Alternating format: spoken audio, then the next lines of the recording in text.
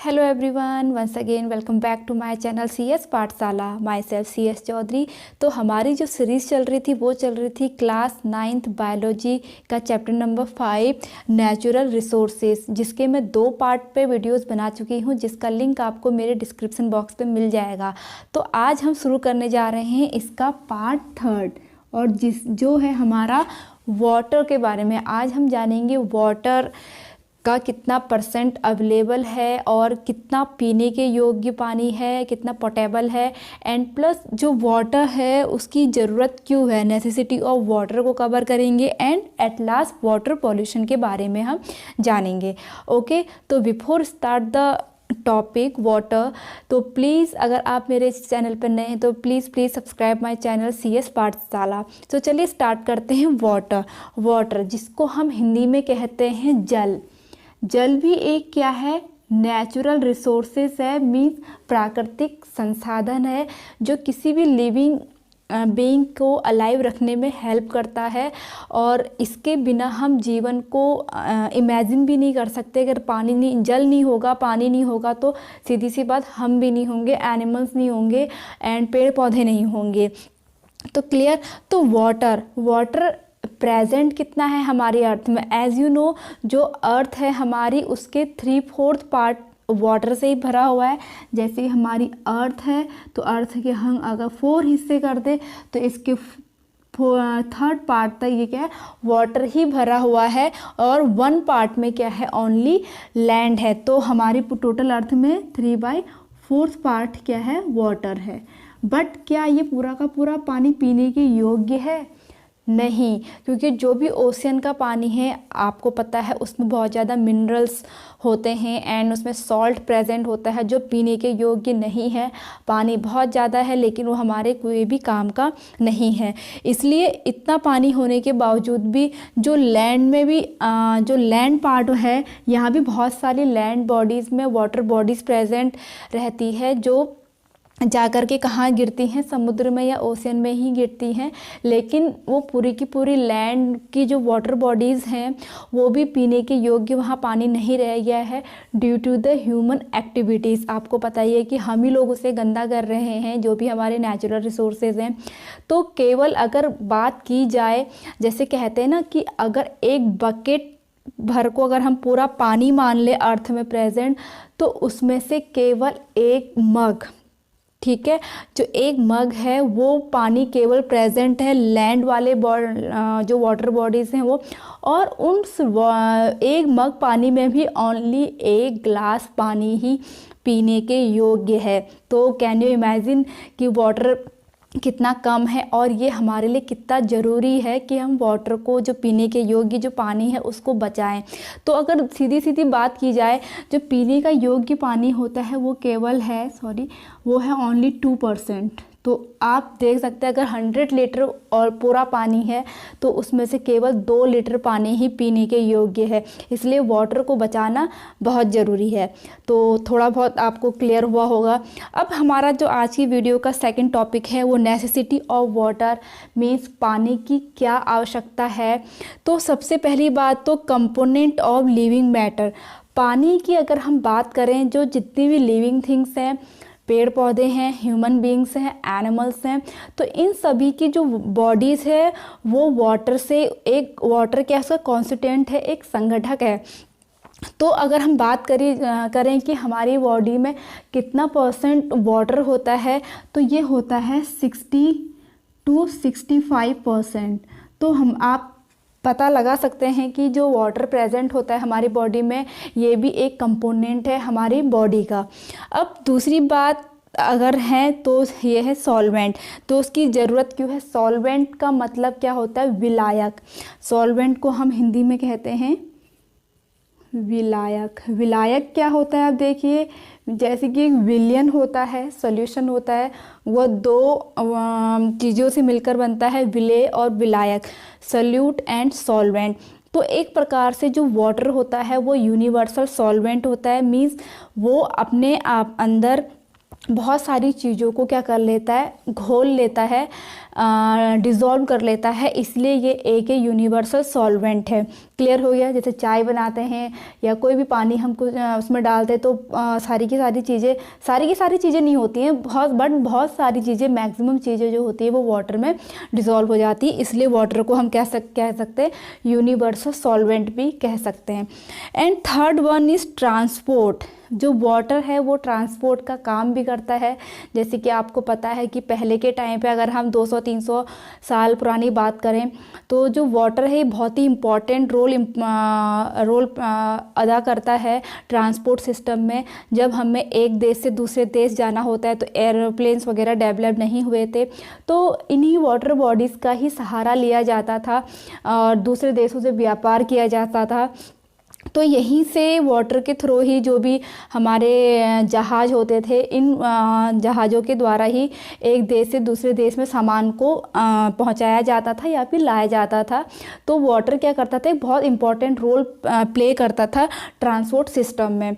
Okay, और अभी भी करता है, बट पहले पूरा का पूरा डिपेंडेंट ही किसमें था, वाटर पे ही ट्रांसपोर्ट हमारा जो था वो डिपेंडेंट था, या फिर हम एक देश से दूसरे देश पे जा सकते थे।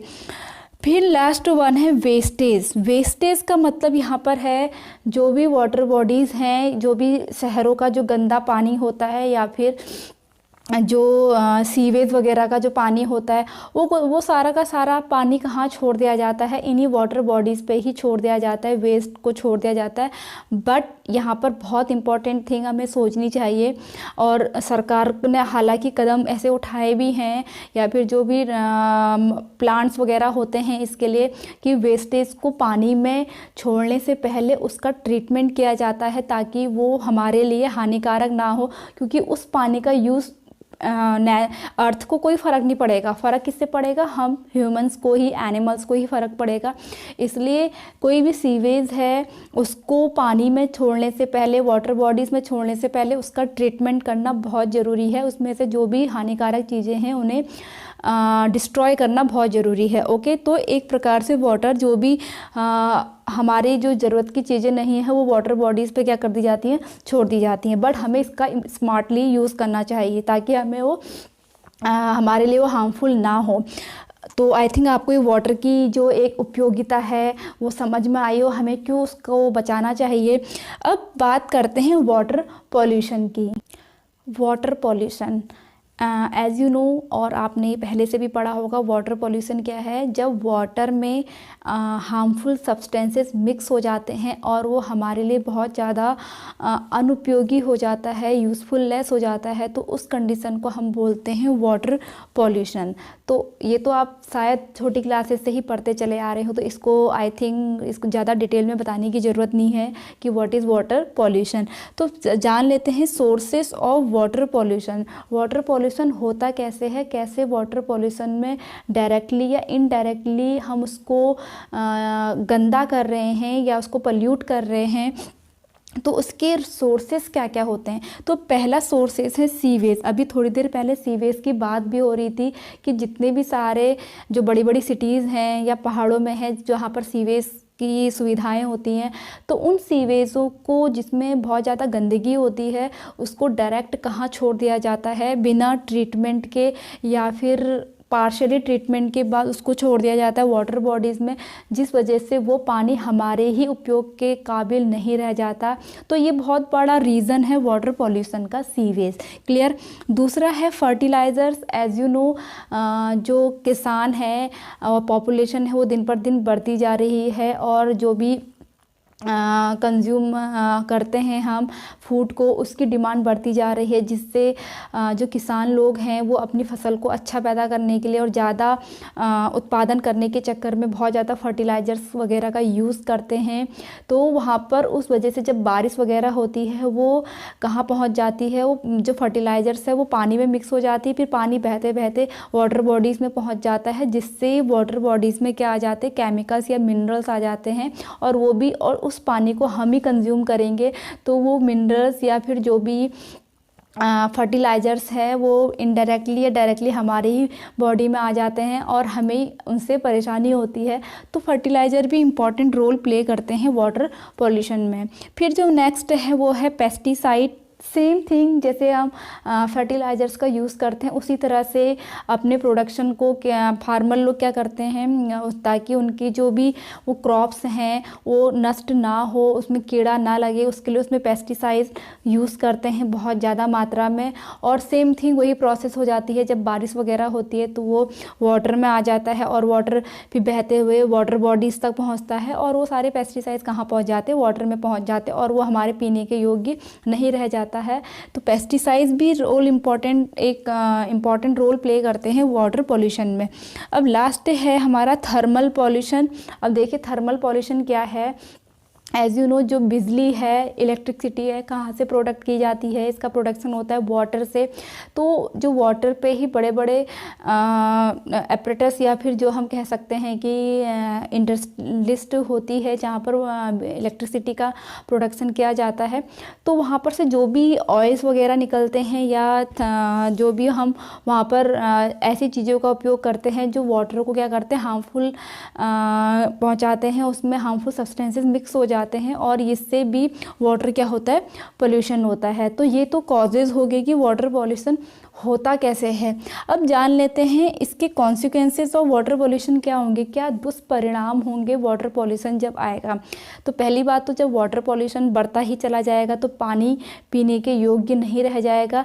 बट एट लास्ट अगर पानी पीने के योग्य नहीं रहेगा और पानी भी नहीं होगा, लेकिन हमें अलाइव रहने के लिए तो पानी ही चाहिए, तो हम उसी पानी का उपयोग करेंगे तो हार्मफुल सब्सटेंसेस हमारी बॉडी में आ जाएंगे। तो एट लास्ट हम क्या हो जाते हैं, बीमार हो जाते हैं। जैसे पानी से ही क्या हो जाता है, एक बहुत ही आम रोग जिसको हम जॉन्डिस बोलते हैं, लीवर का फीवर, तो ये बीमारियाँ हमें होने लगती है, किससे, डिसीज़ वगैरह होने लगती है। तो सबसे पहला तो यही होगा, भले एयर पॉल्यूशन हो या फिर वाटर पॉल्यूशन, तो डिसीज़ हमें ही होगी। दूसरा है टॉक्सिक केमिकल्स। जैसे कि आपको बताया जो भी इंडस्ट्रियलिस्ट हैं जो प्रोडक्शन करते हैं वो अपना जो भी वेस्ट मटेरियल है, टॉक्सिक मटेरियल है, वो सब वाटर बॉडीज़ पे छोड़ देते हैं बिना उसका ट्रीटमेंट किए, और यही जिससे पानी क्या हो जाता है, टॉक्सिक हो जाता है। और उस पानी में रहने वाले जो एनिमल्स होते हैं वो उस पानी को कंज्यूम करते हैं या फिर जो भी उस पानी में रह रहे होते हैं वो उनके लिए टॉक्सिक हो जाता है और उनकी डेथ हो जाती है। तो ये टॉक्सिक केमिकल के कारण वहाँ पर रहने वाले एक्वाटिक एनिमल के लिए बहुत ज़्यादा हार्मफुल होता है। अब यहाँ पर हमारी जो वीडियो का लास्ट टॉपिक है और बहुत मोस्ट इम्पॉर्टेंट टॉपिक भी है ये यूट्रोफिकेशन। अब देखिए यूट्रोफिकेशन एक टर्म है, ये क्या होता है इसको जान लीजिए। देखिए यूट्रोफिकेशन एक कंडीशन है एक्चुअली जो हम अभी तक पढ़ चुके हैं। जैसे मैंने कहा था जो सीवेज है इसमें भी बहुत ज़्यादा मिनरल्स होते हैं, या फर्टिलाइज़र्स है बहुत ज़्यादा मिनरल्स होते हैं। ये एट लास्ट कहाँ पहुँच जाते हैं, वाटर बॉडीज़ में पहुँच जाते हैं या पॉन्ड्स वगैरह में पहुँच जाते हैं। तो बहुत ज़्यादा वहाँ पर जब मिनरल रिच होता है, जैसे वहाँ पर सल्फ़र है या नाइट्रोजन है, तो जो एल्गी होता है हमारा, जो एल्गी हैं वो क्या करते हैं, एल्गी बहुत ज़्यादा सेंसिटिव होता है सल्फ़र और नाइट्रोजन के, वो उसको एब्जॉर्ब करने लग जाता है। तो वहाँ पर एल्गी जो है वाटर बॉडीज़ में वो अपनी जो संख्या है, नंबर्स हैं, उसको बढ़ाना शुरू कर देते हैं बहुत ज़्यादा मात्रा में, क्योंकि मिनरल्स रिच हो जाता है वो वाटर, और एल्गी ही बहुत ज़्यादा मात्रा में उनकी प्रोडक्शन बहुत ज़्यादा होने लग जाता है। तो उससे क्या होता है कि एल्गी जैसे कि आपको पता है ऑक्सीजन कंज्यूम करते हैं, जिसकी वजह से उस वाटर बॉडीज़ में क्या होता है, ऑक्सीजन की कमी हो जाती है, जिस वजह से वहाँ पर जो भी प्लांट्स वगैरह हैं या फिर वहाँ पर एक्वाटिक एनिमल हैं उनकी जो रिक्वायरमेंट होती है ऑक्सीजन की वो पूरी नहीं हो पाती और उनकी डेथ हो जाती है, प्लांट्स की भी एंड फिश की। बट आपको एज़ यू नो जो डेथ के बाद क्या होता है, डिकम्पोज होती है बॉडी, बट वहाँ पर ऑक्सीजन की कमी होने के कारण उनकी बॉडी डिकम्पोज भी नहीं हो पाती है, बैक्टीरिया उन्हें डिकम्पोज नहीं कर पाते हैं। तो इस कंडीशन को हम बोलते हैं यूट्रोफिकेशन। क्लियर हो गया होगा आई थिंक। तो आज की ये वीडियो बस यहाँ तक ही। मैं अपनी नेक्स्ट वीडियो में कवर करूँगी सॉइल के बारे में। अगर आपको आज का ये वीडियो मेरा पसंद आया हो तो प्लीज़ लाइक कीजिए, कमेंट्स कीजिए एंड शेयर ज़रूर कीजिए, and please subscribe my channel CS पाठशाला। एंड तब तक के लिए स्टे ट्यून, बाय बाय।